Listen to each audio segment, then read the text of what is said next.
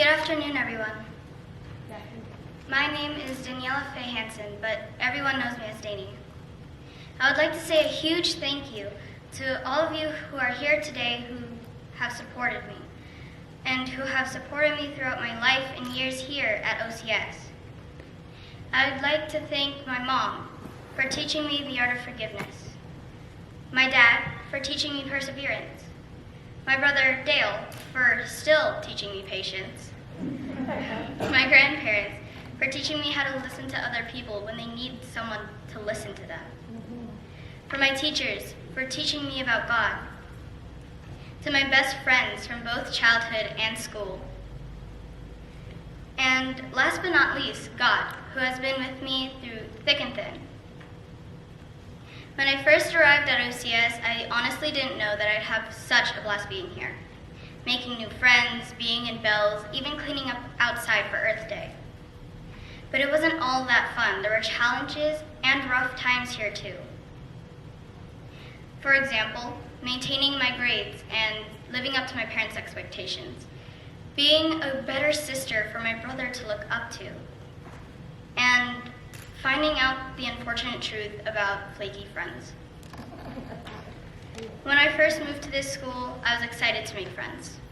Not just so that I'd have someone to talk to or hang out with, but so that my parents and my brothers wouldn't have to, worry about me being alone for recess, free time, or lunch. And when I had gotten good grades, I soaked in the pride that my parents displayed for me. But as time dragged on, the only thing I could ever think about was grades, to the point where if I didn't, I would probably cry. But I could gladly say that I went from crying about my grades to saying, okay, how can I do better this quarter? Has anyone in this room, not just the students of OCS, had that one quarter where your grade just kind of flops a little? Because I certainly do. I would do good in first, second, and fourth quarter, but third quarter would always get me, and I remember that it always bugged me.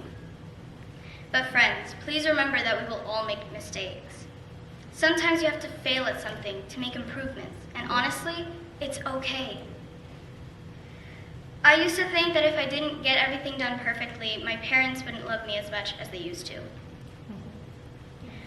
But the ugly truth, ladies and gentlemen, is that we will all make mistakes, no matter how hard you try to get things done the first time. For high school, I plan to attend Capitol High, graduate, then go to Oregon State University, graduate there, and then find a job in equine science. In the next years of our lives, I can promise you that it won't be so easy as saying yellow butterflies.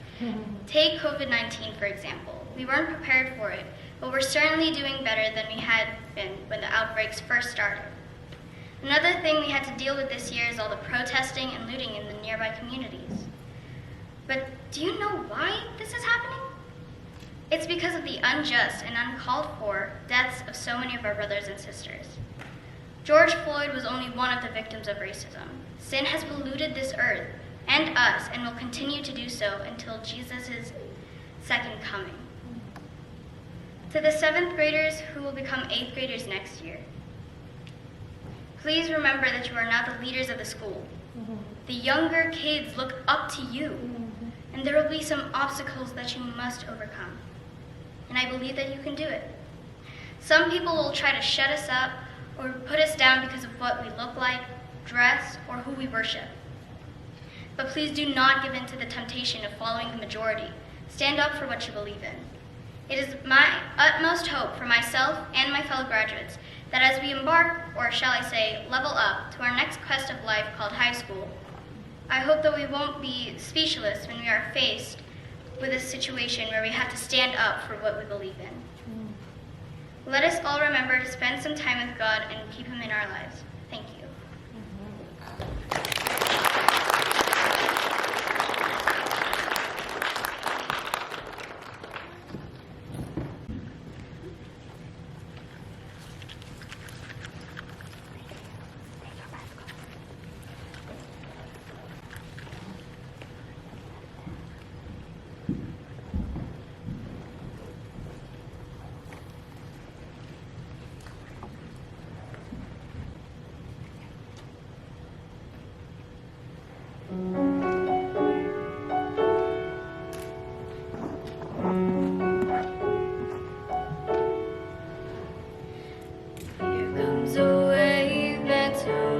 fresh beer.